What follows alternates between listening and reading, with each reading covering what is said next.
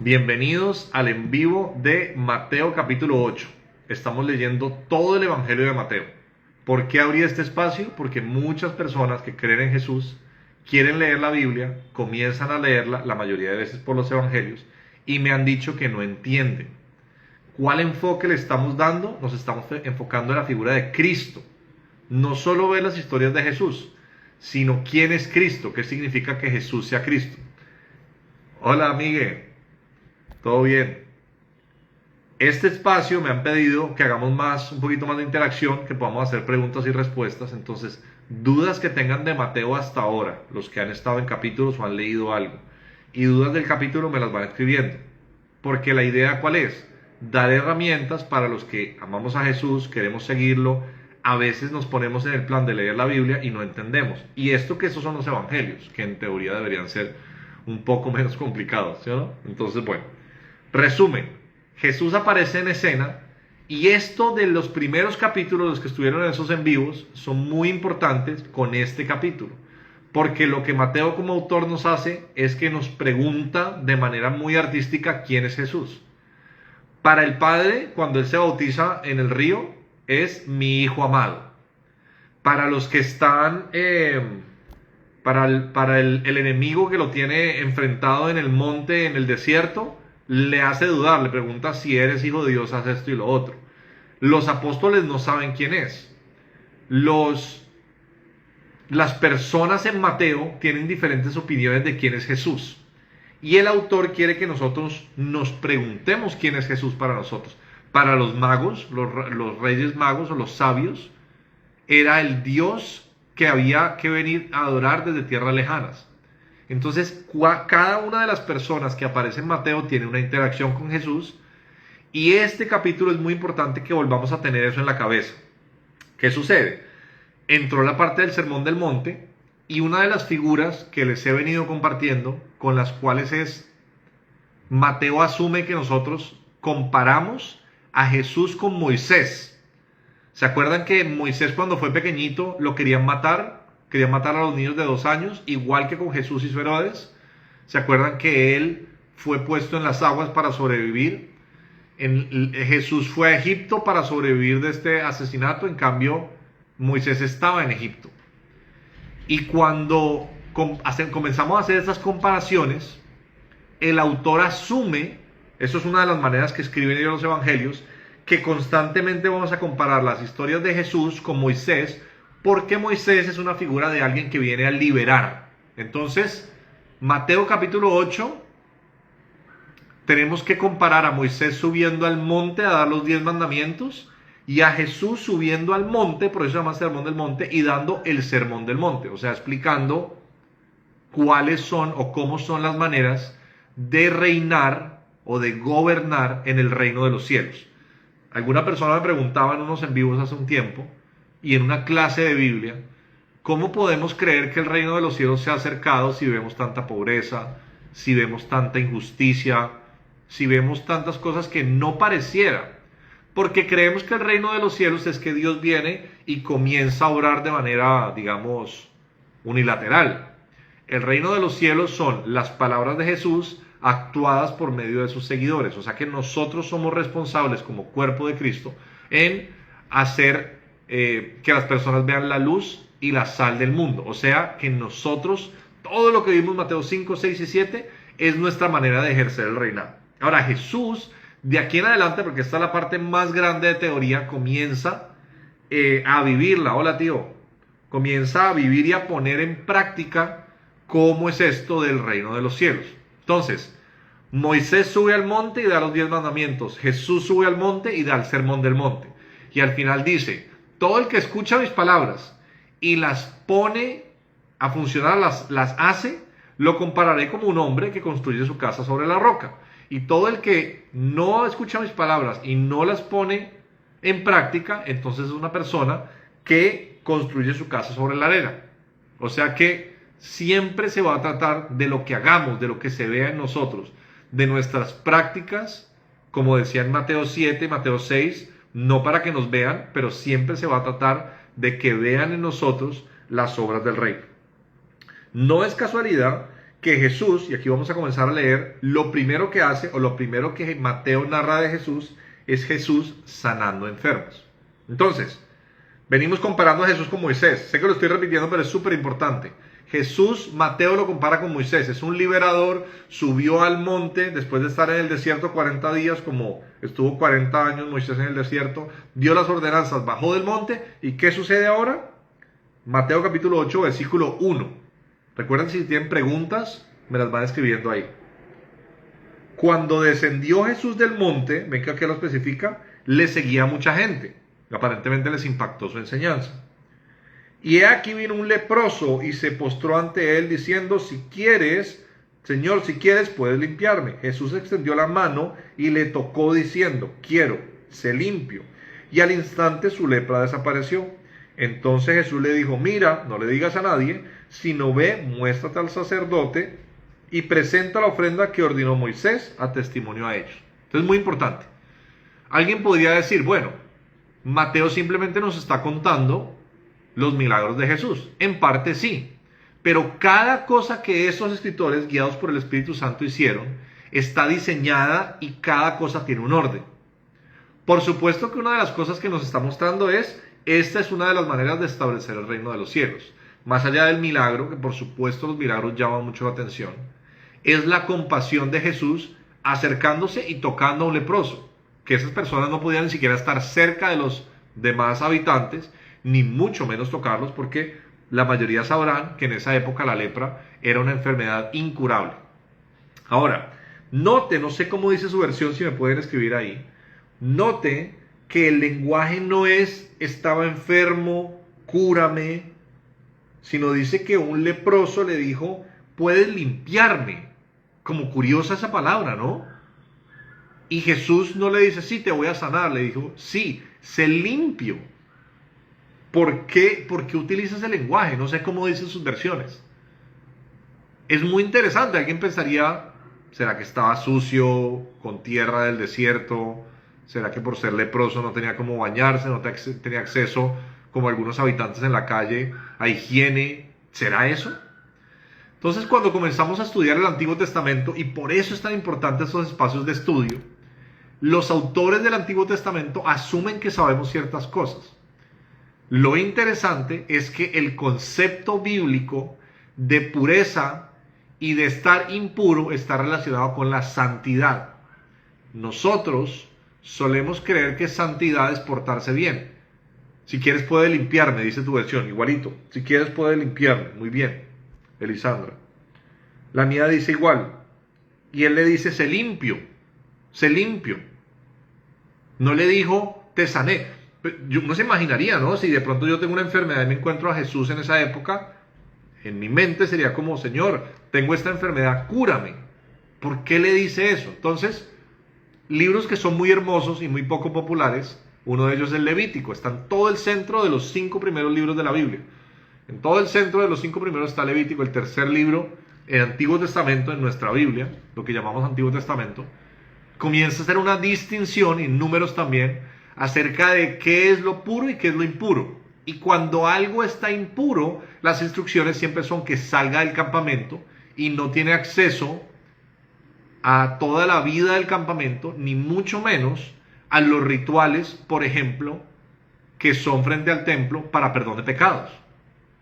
Entonces, es muy curioso, no vamos a entrar en detalle, pero hay ciertas normas. Por ejemplo, si alguien toca un cadáver, queda ritualmente impuro. Si alguien tiene una descarga, una emisión nocturna, le dicen algunas versiones, una descarga de semen en los hombres, de líquido sexual, queda impuro. Si una persona tiene contacto con sangre, queda impuro. Hay varias cosas que hacen que las personas en el Antiguo Testamento los dejen impuros. Algún día les daré una clase sobre eso. Tiene que ver con cómo ellos representan la vida y cuando la vida se sale del cuerpo. Pero lo que muchas personas no han notado es que esas personas no solo quedaban aisladas de la sociedad, sino no tenían acceso al perdón de los pecados. El perdón de los pecados y todas las rituales era entrando primero a la comunidad, después pudiendo presentarse delante de un sacerdote, ofrecer una ofrenda, valga la redundancia, y entonces ser perdonados. una de las cosas más trágicas de los leprosos es que no podían ir a presentar sus ofrendas para perdón de pecados. Es como si hoy en día algo que nosotros hiciéramos nos impidiera acercarnos a Jesús a pedirle perdón. ¿Usted se imagina lo difícil? Hay voces a veces en nuestra mente que nos hacen pensar que no tenemos derecho a acercarnos a Jesús a confesar nuestros pecados. Es la culpa. Pero es una mentira. No es casualidad que cuando Jesús murió, se rasgó el velo que daba acceso al lugar santísimo donde está la presencia de Dios. Y ahora por la fe tenemos todos acceso. Entonces en ese momento, ¿qué está sucediendo? Jesús, que es la santidad en persona, está tocando a alguien que está ritualmente impuro. Y es su toque el que lo vuelve puro. Entonces el concepto bíblico de pureza e impureza es que hay cosas santas y hay cosas normales. Esas cosas normales pueden estar puras o impuras. Cuando están impuras no pueden ser santificadas. Una vez se purifican, pueden presentarse para ser santificadas. Es como la época de COVID. No sé cuánto recuerdan, pues no fue hace mucho. Cuando uno iba a entrar a la casa de afuera, casi que le hacían un ritual de purificación, ¿no? Dependiendo de qué tan nerviosa fuera su mamá o su tía. Hay gente que lo bañaba a uno, o sea, eso parecía como haber vuelto al Antiguo Testamento, ¿no? Había personas que entraban con trajes como estos de película, de estas películas como de las plantas nucleares, ¿no? Y les echaban alcohol y les tocaba quitarse la ropa, casi que quemarla. Bueno, no vayamos más lejos. Hoy en día, cuando usted tiene que entrar de pronto a un lugar, a una sala de cirugía, el doctor no puede entrar con las chancletas sucias, sin tapabocas, sin guantes.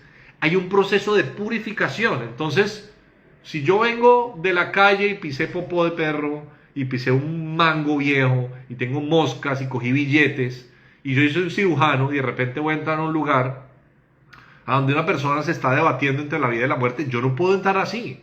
Y ni siquiera el problema es mío, el problema es con qué estuve en contacto. Estoy haciendo una analogía para que entendamos un poquito cuál es el concepto de puro e impuro en la Biblia. Que lo grave de este hombre no era únicamente su enfermedad, era que estaban aislados del lugar santo, no podían entrar.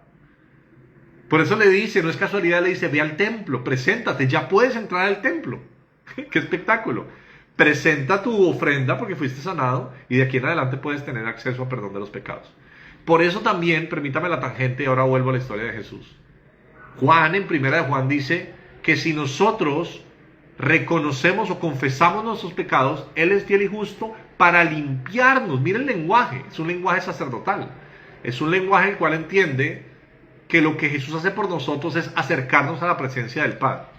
Entonces, ¿cuál es la moraleja aquí que un maestro de la Biblia nos ayuda a llegar? Que no importa qué tan impuros seamos, el toque de Jesús nos purifica. Es el contacto con Jesús, no es el alejarnos de Jesús, que es lo que va a querer hacer la culpa. Yo soy tan pecador que me tengo que alejar de Jesús. Al contrario, soy tan pecador que el único que me puede hacer puro es Jesús. Jesús, fuera un hombre promedio, habría dicho, no puedo tocar a este leproso porque quedo impuro y porque me contagia. Pero es más contagiosa la pureza de Jesús que la enfermedad de este hombre. Le sana la lepra y ahora este hombre tiene acceso de nuevo al lugar santísimo, al lugar donde los sacerdotes entran al lugar santísimo. Entonces, qué historia tan hermosa. Lo primero que Jesús hace al bajar del monte es darle acceso a una persona que no tenía acceso a la presencia de Dios. Eso no es casualidad. Eso no es casualidad. Eso quiere decir que el reino de los cielos se comienza a establecer cuando nosotros hacemos que las demás personas entiendan que en Jesús es que son purificadas, no en la religión, no en un ritual, no en obras de portarse bien, no que nada de eso esté mal. Es en Jesús, es en Cristo. Él es el único que tiene la capacidad de hacer esto. Por eso es el lenguaje. Entonces de aquí en adelante cada vez que lean limpiar, impureza, puro, impuro, ya sabe de qué estamos hablando.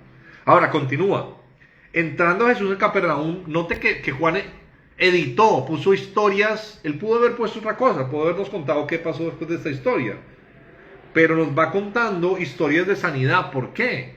Porque nos está mostrando cómo Jesús establece el reino. Versículo 5. Entrando Jesús en Capernaum, vino a él un centurión rogándole y diciendo: Señor, mi criado está postrado en casa, paralítico, gravemente atormentado. Y Jesús le dijo: yo iré y le sanaré. Respondió el centurión, la famosa frase, y dijo: Señor, no soy digno de que entres bajo mi techo, solamente di la palabra y mi criado sanará, porque también soy hombre bajo autoridad, y tengo a mis órdenes soldados, y digo a este ve y va, y al otro ven y viene, y a mi siervo haz, y lo hace. ¿Cómo van hasta ahí? Recuerden que si tienen preguntas me van escribiendo. Versículo 10.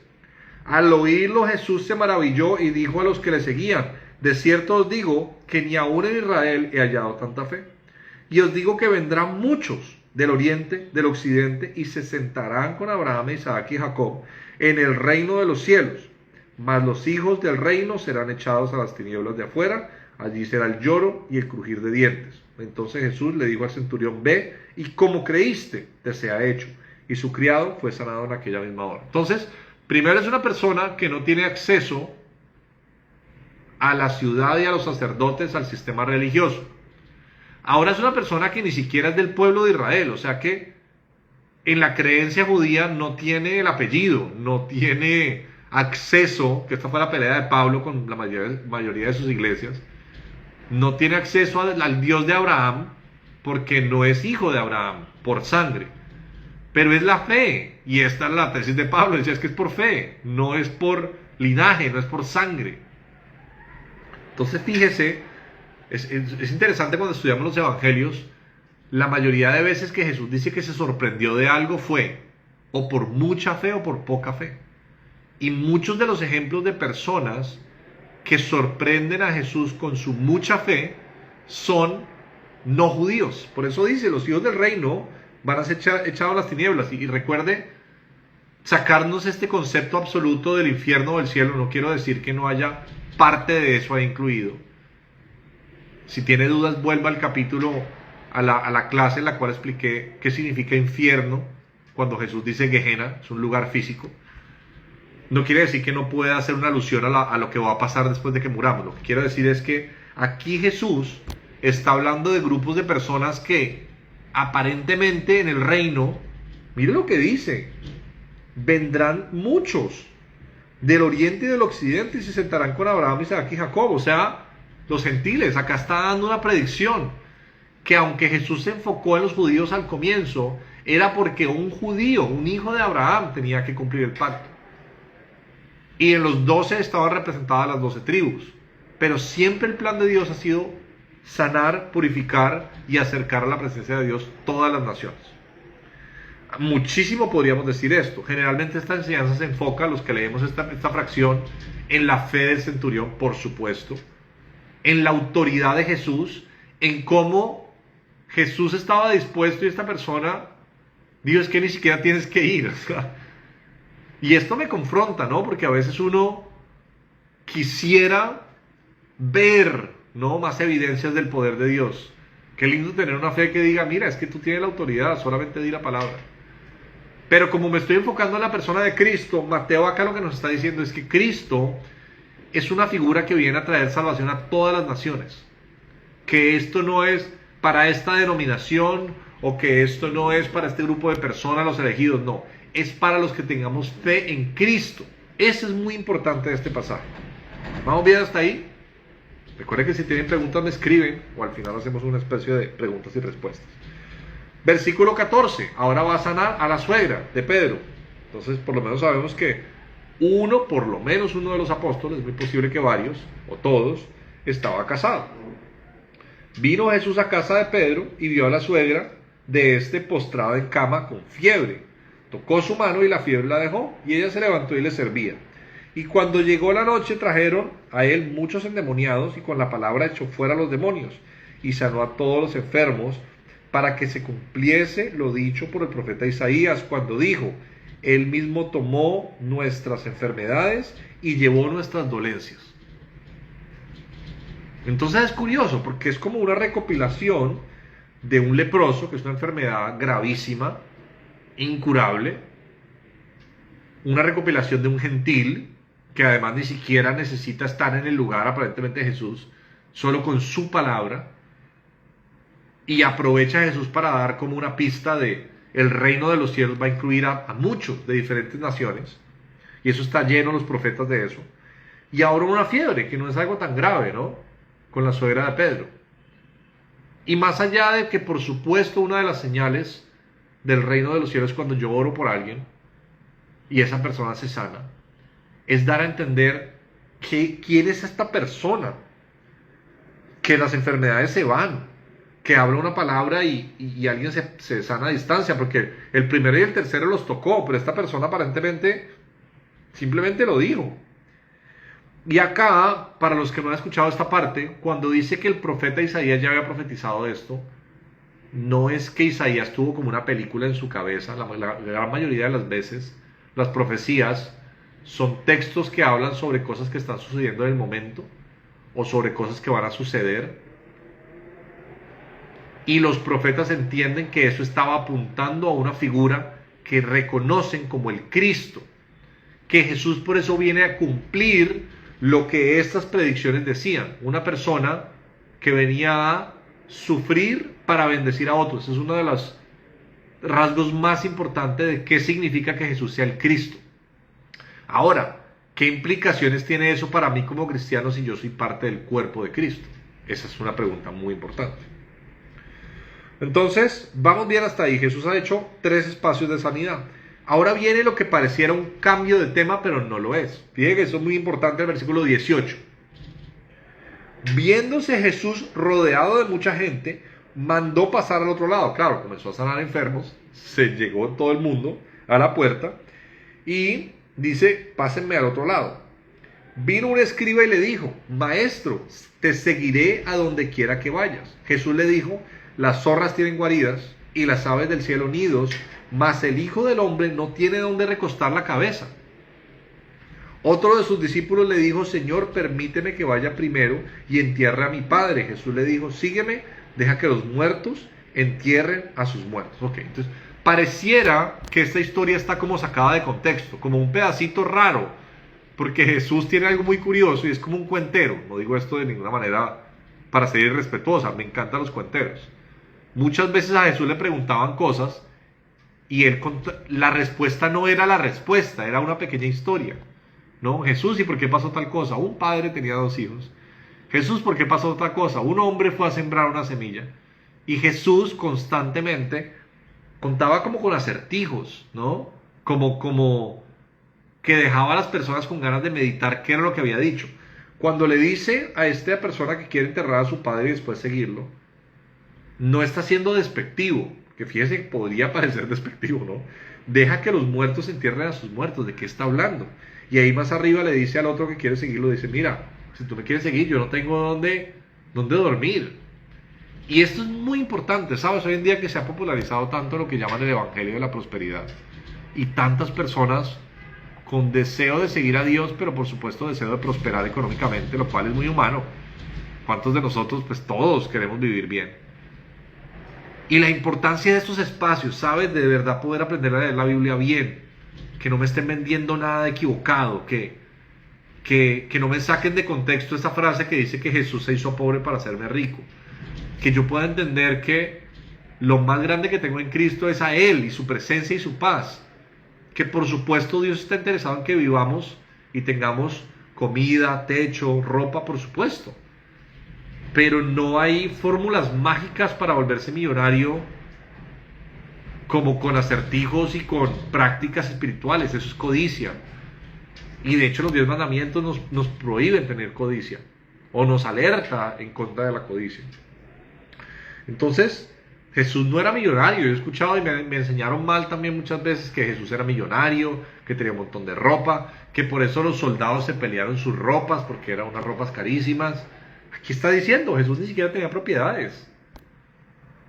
Jesús no utilizó las herramientas que el mundo típicamente utiliza para volverse líderes, la fuerza militar, el dinero, la manipulación, las conexiones. Jesús no hizo uso de eso. Es más, a sus apóstoles los mandaba muchas veces sin nada. Y cómo es de difícil, por eso dice Jesús, cuando una persona confía en las riquezas, entrar al reino de los cielos, porque yo no resuelvo con fe. No quiero decir que todo el tiempo yo esté esperando milagros espontáneos y puedo resolver algo con dinero. Estoy diciendo que en dónde está mi confianza. Y muchas veces, en mi caso, me doy cuenta que mi confianza está en el dinero y no en Dios. Eso es lo que está pasando acá. Entonces volvamos a lo mismo. Jesús se bajó y está explicando cómo va a funcionar esto en el reino de los cielos. Que los que lo sigan no va a ser un tema de dinero y de opulencia. Que lo que lo sigan no va a ser un tema de, primero me encargo de esto, sino Jesús va a requerir prioridad. Y sus frases son muy fuertes y a veces escandalosas, porque este era un estilo de los maestros de esa época. Decía una frase escandalosa, llamaba la atención: si tu ojo es ocasión de caer, sácate el ojo y córtate la mano. Y hay que siempre después mirar cómo actúa, después decir qué dice, para no sacar pedacitos de contexto y decir, tan grosero Jesús le dijo que toda su familia eran unos muertos, o que no va a enterrar a su papá. O sea, Jesús no estaba siendo grosero, está enseñando principios, que primero es Él, que la vida del reino de los cielos tiene una prioridad, que no es un tema de estar en opulencia y tener mucho dinero. Está explicando cómo funciona el reino de los cielos. Ahora, ¿quién está siguiendo a Jesús? Bueno, cuando comenzó el Sermón del Monte, Él llamó a unos apóstoles a que lo siguieran. Llamó a Pedro y Andrés, y llamó a Juan y a Jacobo. Por lo menos a esos llamó. Aparentemente hay más. Y acá dice, entrando en la barca, estoy pasando al versículo 23, sus discípulos le siguieron. ¿Cuáles discípulos? Bueno, generalmente se ha relatado como los 12 apóstoles. Lo que pasa es que dependiendo de la versión de quien cuenta los hechos, en los evangelios pareciera haber órdenes diferentes. Más adelante, sobre todo cuando hago un curso de cómo leer los evangelios, voy a explicar por qué pasa esto. No es que se contradigan, sino que cada uno quiere hacer énfasis en alguna parte. Y acá es donde Jesús, y esto es lo que mucha gente le dio curiosidad de la historia que puse, va a liberar al pueblo de Israel de un ejército de demonios. Jesús liberó a Israel de una legión, de un ejército completo. Lo interesante es que antes de llegar a esa playa viene sobre el mar. ¿Por qué Mateo pone esta historia acá? Por dos razones por lo menos. Primero, porque nos va a mostrar quiénes piensan o cuál es la interpretación de los apóstoles o de los discípulos de quién es Él. Y después porque nos lo va a comparar otra vez con Moisés. Fíjese esto. Versículo 23, entró a la balsa. Versículo 24. He aquí se levantó en el mar una tempestad tan grande que las olas cubrían la barca, pero él dormía. ¿No? Parece como a Jonás. Y viniendo sus discípulos le despertaron diciendo, Señor, sálvanos que perecemos. Él les dijo, ¿por qué teméis, hombres de poca fe? Y esta pregunta, ¿qué viene? No sé cuándo ustedes han estado aquí en Santa Marta en una tormenta o en un mar bravo. No más el cruce de la aguja. Cuando se mueve un bote, da pánico, por supuesto. O sea, es curioso que les preguntan, ¿no? ¿Por qué tienen miedo? Entonces levantándose, reprendió a los vientos y al mar, y se hizo grande la bonanza, y los hombres se maravillaron, diciendo, ¿qué hombre es este, que aún los vientos y el mar lo obedecen? Entonces los discípulos como que todavía no están seguros de quién es. Juan el Bautista dijo, este es más poderoso que yo. El Padre dijo, este es mi hijo. Satanás le dijo, ¿será que sí eres el hijo? Los magos dijeron, este es el rey. Y los apóstoles o los discípulos no saben quién es. Están sorprendidos. ¿Cómo es que a un hombre le obedece el mar?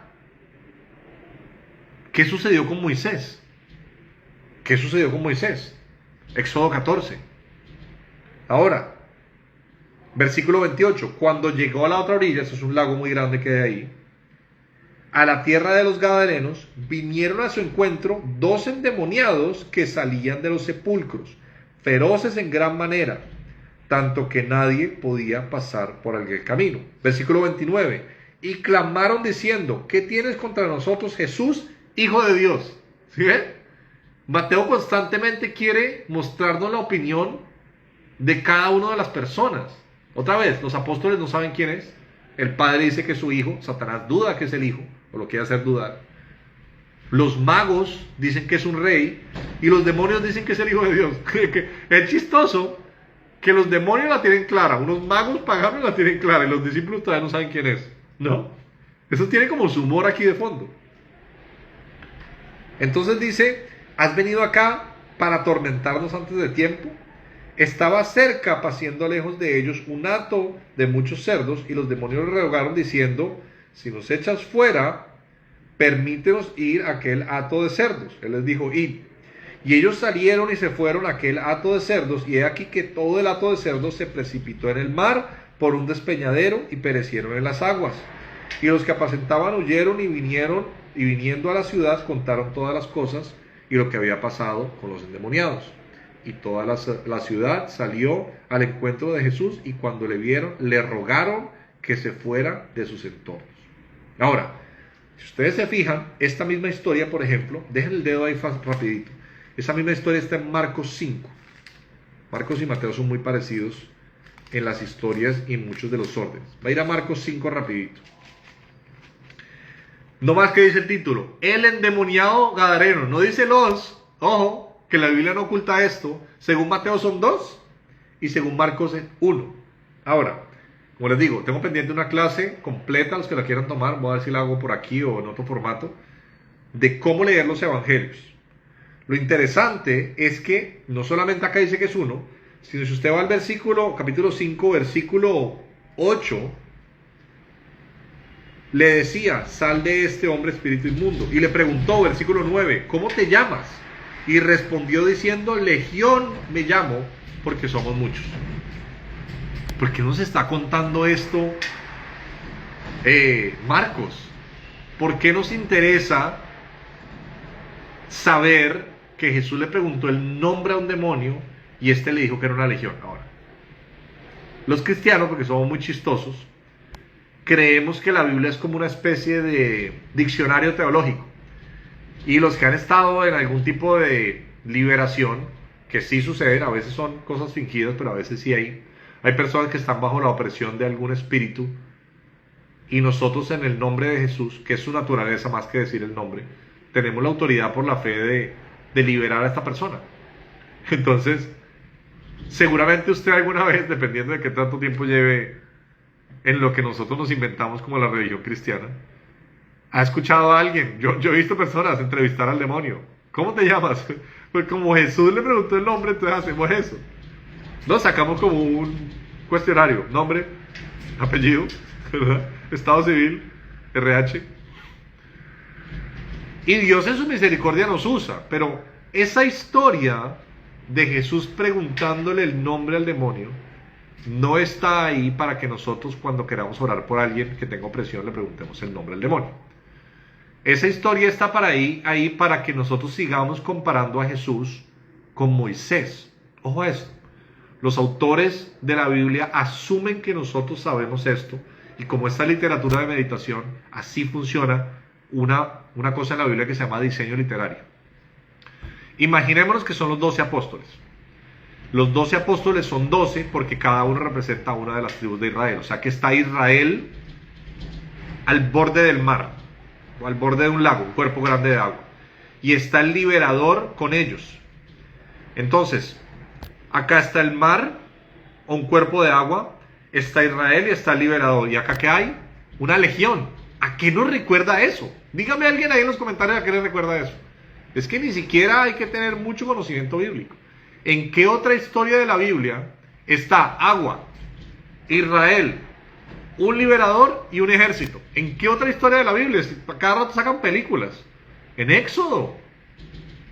Éxodo, cuando ellos por fin son liberados, llegan frente al agua y se ven encerrados entre el agua y una legión. ¿Sabe que legión es un término militar? Por eso los legionarios, ¿no? Entonces, ¿qué está haciendo Mateo aquí? ¿Qué están haciendo los autores del Evangelio? Nos están diciendo por medio de patrones, este es el que viene a liberar a Israel. Pero aparentemente esta libertad no es igual a la de Moisés, no es una libertad física. Exacto, cuando estaba atravesando el mar con Moisés, muy bien. No es una libertad de salir de un lugar y de una esclavitud física. ¿Qué le dijo Jesús en Juan 8 a los que habían creído en él? Ustedes son esclavos del pecado. Lea Juan 8. Léase Éxodo 14 y va a notar la similitud. Y después viene esta historia rara de los cerdos. Y mucha gente ha sacado un montón de teorías. ¿Y por qué los cerdos? ¿Y por qué se tiraron al mar? Ahora hay cerdos suicidas. ¿Será que entonces hay espíritus que hacen que se suiciden los animales, verdad? Porque está eso ahí. Entonces, ojo a esto para que no me malinterpreten. Los autores de los evangelios están interesados en dos cosas: contarnos qué pasó, pero más que eso, más importante es qué significa lo que pasó. Si ustedes leen Éxodo 14, les van a contar la historia de cómo Israel atravesó las aguas con una persona que aparentemente tiene poder para manipular las aguas. Y Jesús justo viene de manipular las aguas. ¿Quién es este que manipula las aguas? Si notan el parecido, esto no es casualidad. Y cuando cruzan y tienen una celebración, Éxodo 15, el famoso cántico de Éxodo 15, usted lee Éxodo 15 y es diferente a cómo pasó, ¿sabe? Porque en Éxodo 15 dice que Dios derrotó a los dioses de Egipto. Éxodo 15 no dice, es que Dios ahogó a un poco de soldaditos. No. En los escritores bíblicos, el significado de que Dios hubiera hundido esas carrozas y acabado con la legión de los egipcios es que Dios derrotó a dioses, a seres espirituales. Y ahora vemos no a Moisés, sino al nuevo Moisés, a Jesús, derrotando seres espirituales frente al agua, y la manera es echándolos al agua. ¿Dónde terminaron los animales? ¿Dónde terminaron los espíritus? En el agua. Ahora, el mar es tipología en muchas partes de la Biblia del abismo o del lugar en donde lo que cae ahí se muere. No querramos creer que la Biblia nos está enseñando esta historia para cuando yo vaya a orar por alguien le pregunte cuál es el nombre del demonio. Para tener teorías extrañas sobre espíritus y demonios dándole deseos de suicidio a animales o a cerdos. Sino que Jesús es el hombre que nos viene a traer a nosotros libertad. Pero que esa libertad no es de una esclavitud física como lo hizo Moisés, sino de una esclavitud espiritual. Y que la manera en que lo hace es por medio de todo lo que vino enseñando con el Sermón del Monte. Todo esto está conectado. El Sermón del Monte se ve reflejado cuando los que no tienen acceso a Dios entienden que Jesús los quiere tocar por la fe y se acercan a Dios. El reino de los cielos se establece cuando los que creen que por pedigrí, por apellido, por lo que sea, no tienen acceso a Dios, y ahora tienen acceso a Dios, que eran los gentiles. El reino de los cielos se establece cuando nosotros entendemos que Jesús nos libera, pero el tema no es si va a tener plata o no, porque ni él tuvo plata. Es algo más grande. Por eso es tan triste cuando el evangelio se reduce a tener fórmulas para obtener lo que igual yo puedo obtener en el mundo sin Dios. Pero la libertad de opresión, solo el que ha sido oprimido, sea como usted se lo imagine, como una película de estas de un exorcismo, o como voces en su mente que lo atormenta, y puede tener paz, sabe que eso no tiene precio. Jesús liberó a Israel y a todas las naciones de la opresión de los ejércitos del enemigo. Esta historia está para que nosotros entendamos que todo lo que fue hecho por Moisés ahora sucede en nosotros por la fe, pero no es una libertad física, sino una libertad espiritual. Y a mí me llama la atención porque al final le dicen, vete de aquí. ¿Cómo es posible que le digan vete de aquí? Claro, usted imagina la quiebra que se metieron. Quién sabe cuántos cerdos se murieron. Y muchas veces pasa esto, ¿sabes? Personas que valoramos más lo material que lo espiritual. Además, no es casualidad, porque antes de irse, las personas le dijeron a Moisés, por favor, vete, porque las plagas los estaban azotando. Bienvenidos a la manera o una de las maneras en que los escritores bíblicos quieren que leamos la Biblia. Alguien dirá, yo no me sé nada de eso, no importa, para eso están los maestros. De aquí en adelante va a haber muchos pasajes raros que solo van a tener sentido si los comparamos con otras historias. Eso se llama diseño literario. Y nos va a sacar de prácticas raras, como estar preguntándole los nombres y apellidos a los demonios, y más bien entender que Jesús es el nuevo Moisés, que Moisés apuntaba a la figura de Cristo, que el Antiguo Testamento se acabó y ni Abraham, ni Moisés, ni David, ni Noé logró lo que alguien debía lograr, y llega Cristo y dice, ese soy yo. Y comienza a actuar de maneras que se parecen a lo que había pasado, y nos cuentan las historias de maneras similares y usan lenguaje para que nosotros leamos en paralelo y meditemos en la palabra de Dios. Entonces, aplicación. Sé que me metí mucho con el tema como de la parte teórica o técnica, por supuesto preguntas. Aplicación, y el que quiera me escribe una pregunta ahí, si le quedó muy enredado lo que dije, o si estuvo claro, me interesa que me lo cuente. Nosotros primero tenemos que creer que tenemos acceso a Dios en Cristo. No hay ninguna religión que salve. Hay personas que me siguen en estos en vivos y en mi canal, católicos, cristianos. Dentro de los cristianos hay un montón de denominaciones. Es Cristo, no es la iglesia local a la que yo voy, no es el pastor, no es la técnica. Si fuera por nuestros rituales, pues creo que nos iría mal. Pero sí sabemos que desde un leproso hasta una suegra, ¿verdad?, hasta un gentil, todos tenían acceso al Padre por medio de Cristo. ¿Y qué significa esto? Pues que es muy importante leer las Escrituras para conocer a Cristo. Porque más adelante Jesús en Juan 17 va a decir, esta es la vida eterna, que te conozcan a ti, Padre, y a Cristo, al que enviaste. Que nos quitemos la imagen que tenemos nosotros de Jesús, no que sea mala, a veces es mala porque es equivocada, pero que conozcamos en realidad quién es Cristo. Y esto se hace, por lo menos Mateo nos muestra que Cristo es un nuevo Moisés. Y que lo que nos viene a dar no es dinero, no es estatus, sino libertad. Y el que de pronto piense, yo no necesito ningún tipo de libertad espiritual, yo estoy bien, pues no va a poder ver a Jesús como lo que es.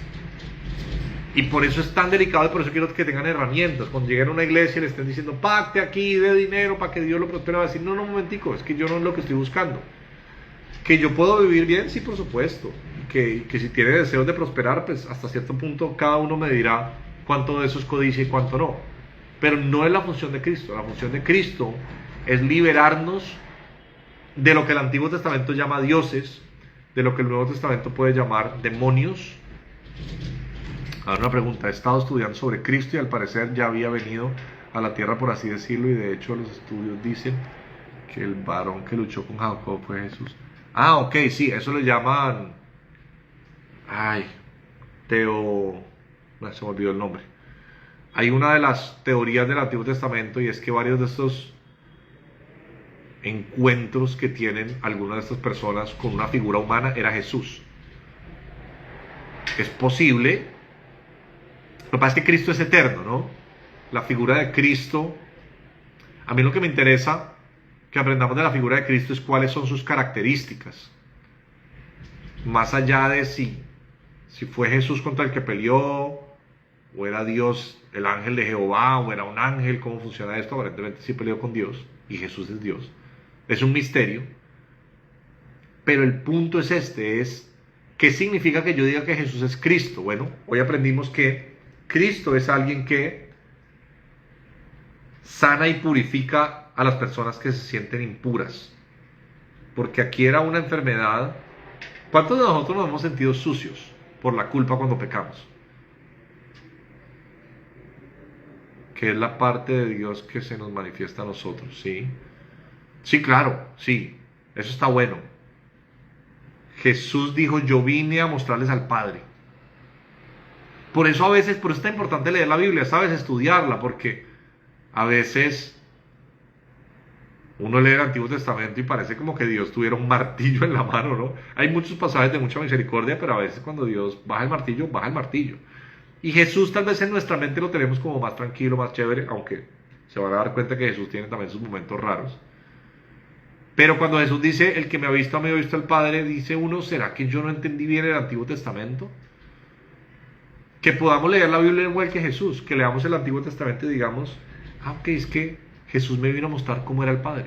Nos vino a mostrar, a manifestar que todo esto tan hermoso de sanar a las personas, de acercarlas, de darles amor, es el Padre dentro de nosotros, es Dios con nosotros.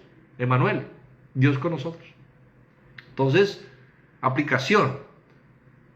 Si somos el cuerpo de Cristo, busquemos hacer esto, busquemos...